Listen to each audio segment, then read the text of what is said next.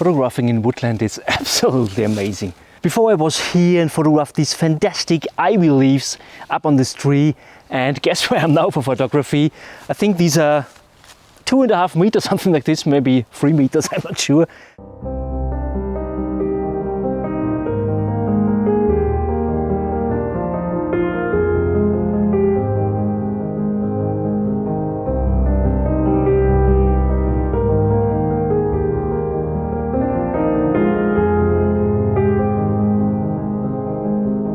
Hi my friends, nice to see you. I've been out for intimate woodland photography, but before I'll show you the video, just let me mention I've got into a top 5 list of recommended YouTube channels about landscape photography for 2021, so that's really cool, isn't it? I will tell you more about it in the end of this video, but first of all, let's dive into intimate woodland photography.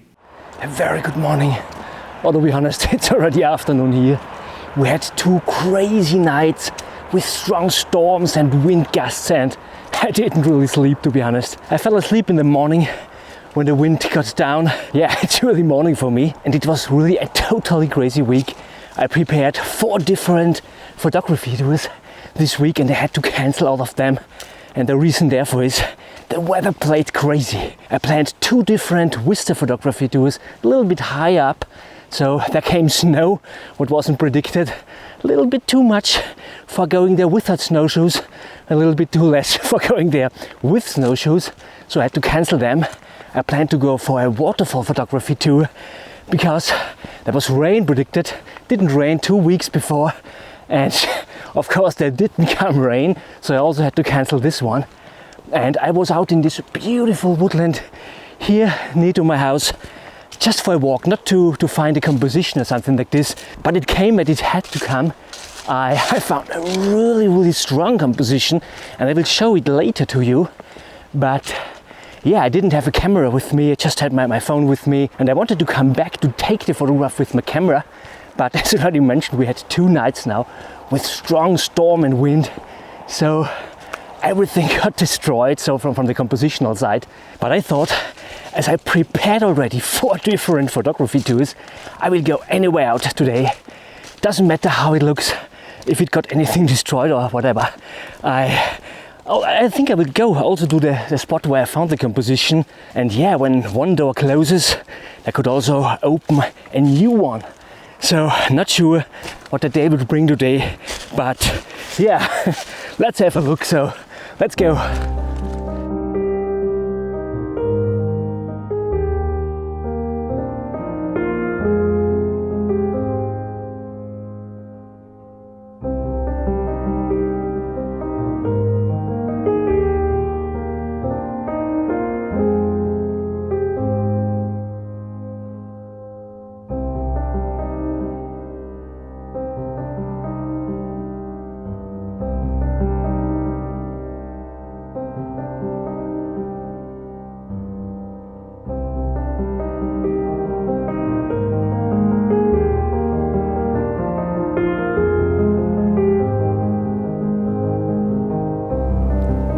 I found already a composition.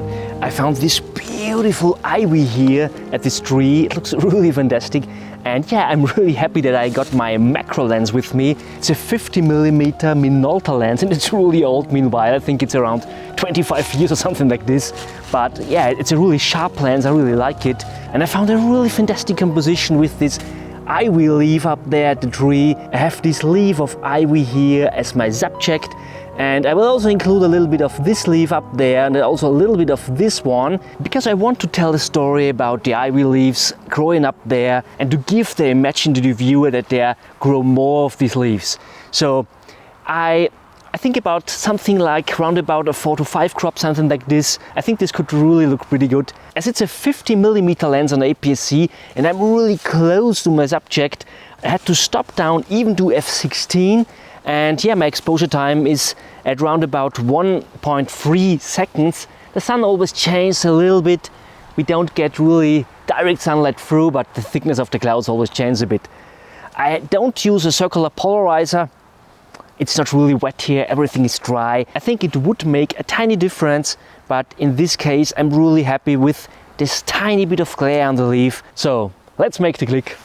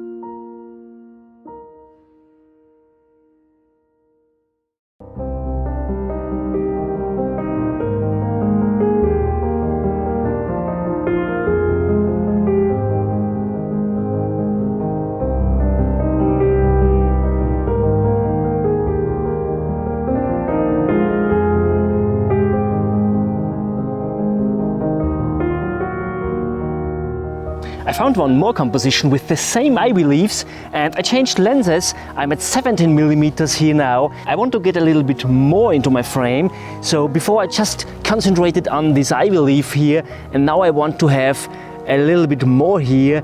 And what I also really like is we have this fantastic color contrast with these greens here at the leaves and these red-brown leaves here on the bottom.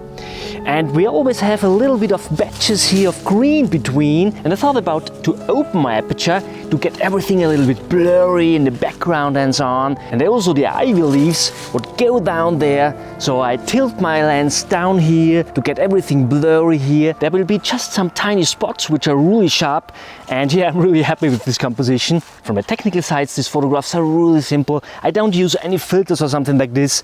That's really fantastic here. I'm so happy that I came out for taking some photographs. I was really tired before. I'm still tired, to be honest. But yeah, it's so fantastic when you just go out and inhale all the beauties out here. And it's not all about to get out a masterpiece today. It's just really to relax and take photographs, whatever I love. So let's make the click.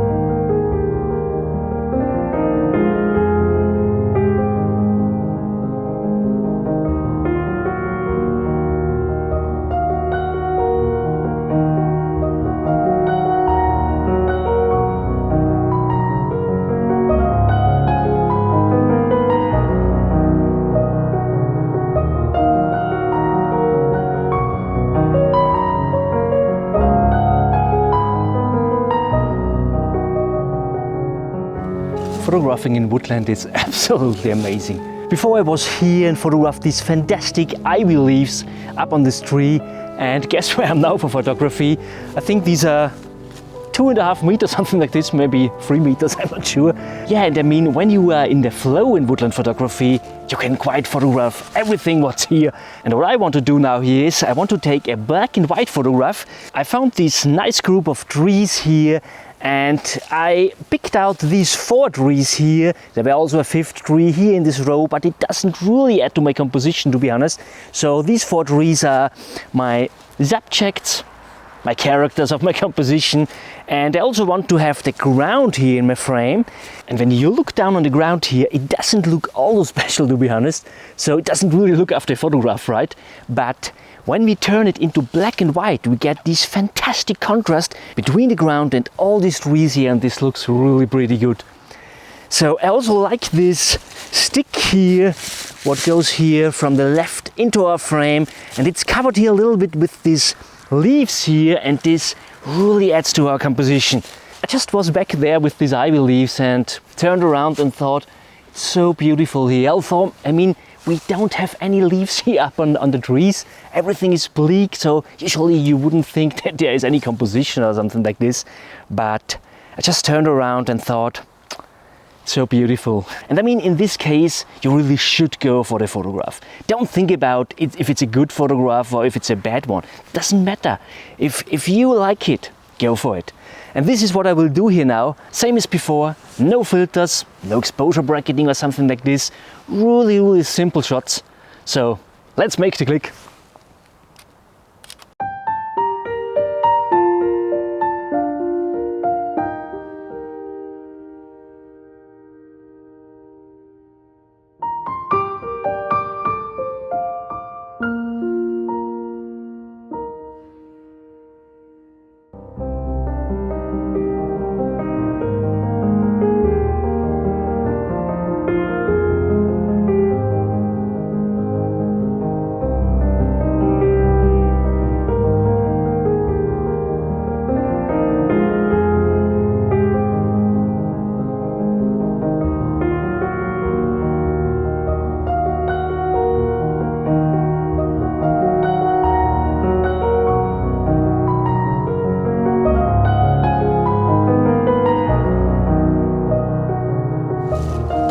So now there comes a really sad moment. It's not all too sad, it's a little bit sad.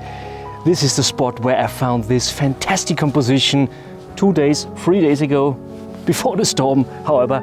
And it's this fantastic tree here. We have all these green leaves up there, and there and where we have some of these red-brown leaves, what looks really pretty good. And today we still have some leaves there, but we had a really fantastic leaf here at a really special place here. It was straight here at this position, and it had a really fantastic form. I really like this. The composition looked really fantastic. I will show you here now. So you can see all the lines here move in a really fantastic way, and also the shape of this leaf. It really tells a fantastic story. All the color contrasts between this fantastic red-brown and the greens there. I'm really happy with this one, and I'm so sad that I didn't have my camera with me. I think the right decision had been really to go home, grab my camera and come back. It had been that opportunity to get a really great photograph, and I don't have the possibility to take it again. I mean, it were possible to place any leaf again here this position, but I usually don't like to do this. I don't like to manipulate anything. This means sometimes I take some leaves away maybe. This was something what I could imagine to do, but I would not add anything what I will photograph afterwards. But I thought I will try anyway to get a composition here from this same spot here, also from the same leaves here, from this same constellation. I'm not 100% sure if this will be possible, to be honest. I think it will get more a really tiny intimate shot, more a macro shot maybe, something like this, with lots of unsharpness, with lots of blurry. So yeah, I would say let's try for it.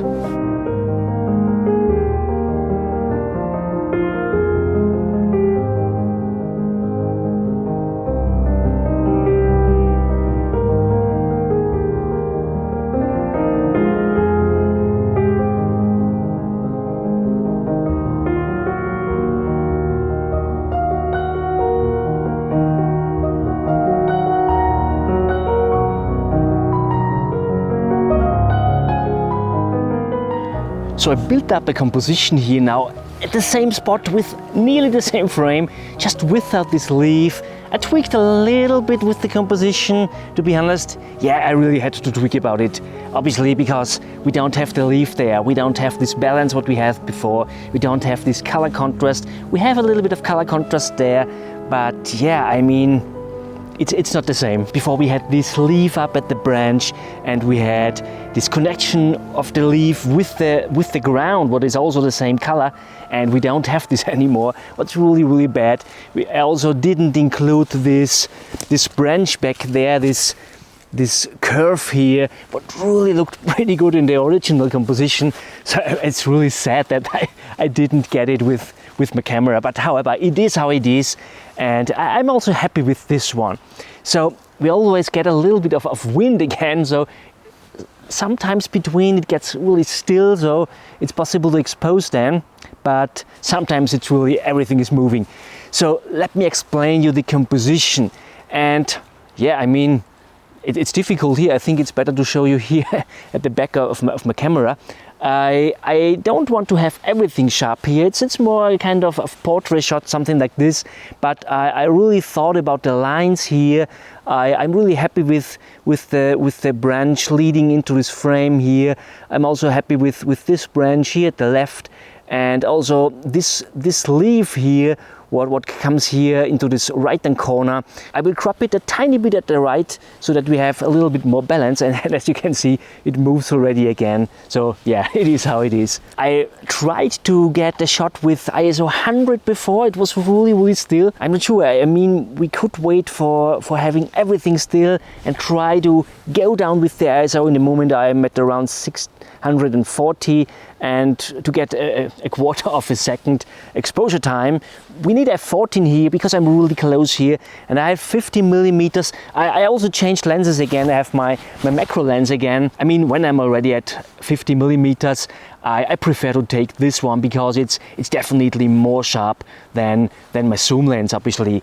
I also don't use a filter here. I thought about it because when you look there, we have really some glare up there. But when you look there, this glare also gives a really fantastic plasticity. So I thought I will let it as it is, no filters. And yeah, I mean, the wind gets a little bit down. It still moves. We have to wait a little bit. So it's really still now, so let's make the click.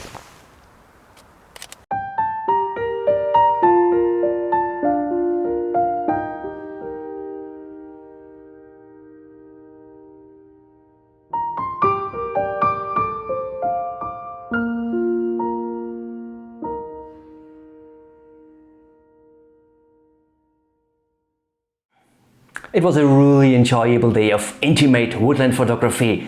My friends, if you love vlogs and tutorials about landscape photography, the following could be really interesting for you. As already mentioned in the beginning of this video, my YouTube channel got into a top 5 list, and it is the list of Darren J. Spoonley. If you shouldn't know who Darren is a passionate landscape photographer from Ireland. He has a quite interesting channel about landscape photography. I will link you down in the description. And he has also a podcast about landscape photography, where he had already really interesting interviews with people like Thomas Heaton, Adam Gibbs, Michael Scheinblum, just to mention a few of them. And I'm sure you know all these names and all their channels, and yeah, they are really good in that what they are doing. But what Darren realized is there are lots of smaller YouTube channels out there as well, who produce videos which are maybe not at this high production level like the videos of the big boys, but who anyway offer really valuable content for the audiences. So the videos of smaller channels, and this contains my channels obviously, are maybe not as sexy as those of the videos of the big boys, but they offer inspiration, they motivate maybe, they show the truth of landscape photography in a really authentic way. In short words, these YouTube channels would deserve to get better seen on YouTube. And yeah, it's really that hard to get seen on YouTube, a smaller channel. So what Darren did is, and he does this each year by the way, he made a video where he introduces 5 smaller landscape photography channels which he recommends for 2021. Yeah, and I'm really proud to be part of his selection of 2021, so I'm one of these 5 guys. I will link you the video up there, and I can really recommend to watch it. Give him a thumb up, and there's only one complaint I have with this video, to be honest. So Darren forgot to mention his own channel. It's really a good channel. So when you go over to Darren's video, check out these other 4 guys. They produce really fantastic videos, and also have a look at Darren's channel. I hope you enjoyed this video. If yes, please give it a thumb up. Share this video with your friends on Facebook, Instagram, wherever. You know, it would really help me to grow this channel. Subscribe to my channel if you didn't have already. Thank you so much for watching. See you next Saturday. Bye.